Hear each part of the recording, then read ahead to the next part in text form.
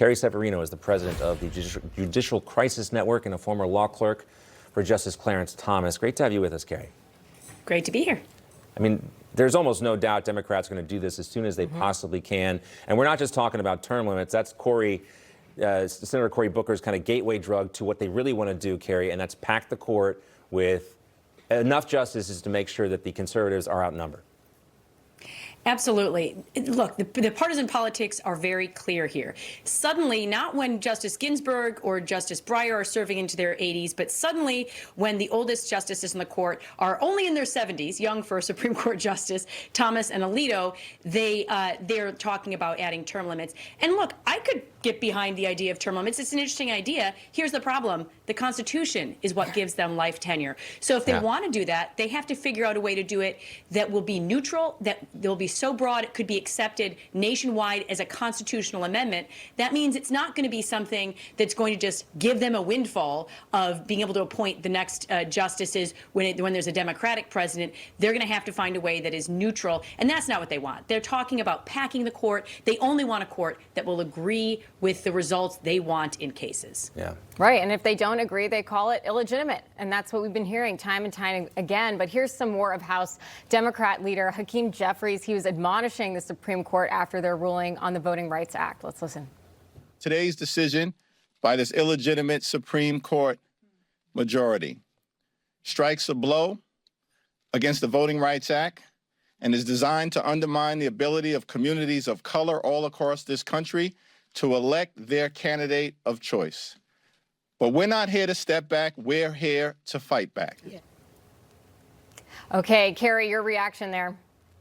There have been so many lies told about the Louisiana versus Calais case that interpreted, it did not overturn the Voting Rights Act, it interpreted the language of the act as it was originally understood, which is to say, absolutely, if there is a state that is blocking someone from voting because of their race, that is clearly and patently illegal. It's also unconstitutional. But what it's stopping is the gamesmanship that's happened where people will try to launder other really just political concerns about redistricting, where they want their party to have more power and call it racial redistricting. The court now says you have to actually prove that it's because of race. And, you know, it shows that if they have to actually prove it, they think that that's impossible. That just shows that what they're complaining about really isn't racial gerrymandering at all in the first place. Well, Democrats in years past have had varied opinions about packing the court, expanding the number of justices. You know, the term limits issue is one thing, a potential move to install more liberal justices. Here's some more on that. Know that expanding the size of the Supreme Court is the best way to address legitimate concerns we have with its objectivity. I believe that expanding the size of the Supreme Court is the answer. I am not. I do not think expanding the Supreme Court makes sense. No. Where does that stop? Is it a race to the bottom? I'm not convinced that expanding the size of the Supreme Court is going to fix anything. Roosevelt tried that in the 1930s, didn't work so well. Are you open to expanding the size of the Supreme Court? I am open to that discussion. Well, you know, you heard a lot of no's there, but it's no's. important to note that took place before Donald Trump had, I think, his 2 appointments or 3 appointments on the bench.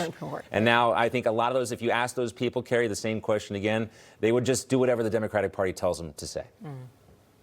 Absolutely. Joe Biden himself called it a bonehead idea in the 80s, and then he came around to it suddenly when the big money in his party was advocating for expanding the court. We've had people louder and louder just acknowledge that what they're talking about isn't even just we need more justices, they need extra help or something. At least FDR tried to give excuses, even though everyone knew what it was. What they're acknowledging is we just want more Democrat-appointed members of the court. That is pure partisanship, and it's something that would trigger a quid pro quo that would be horrible for this nation, because then naturally when the Republicans came into power, they would have to add more seats. It would continue going. This is something that happened in communist Venezuela. Let's not let it happen here. Information, truth is freedom, is Newsmax. It's real news for real people.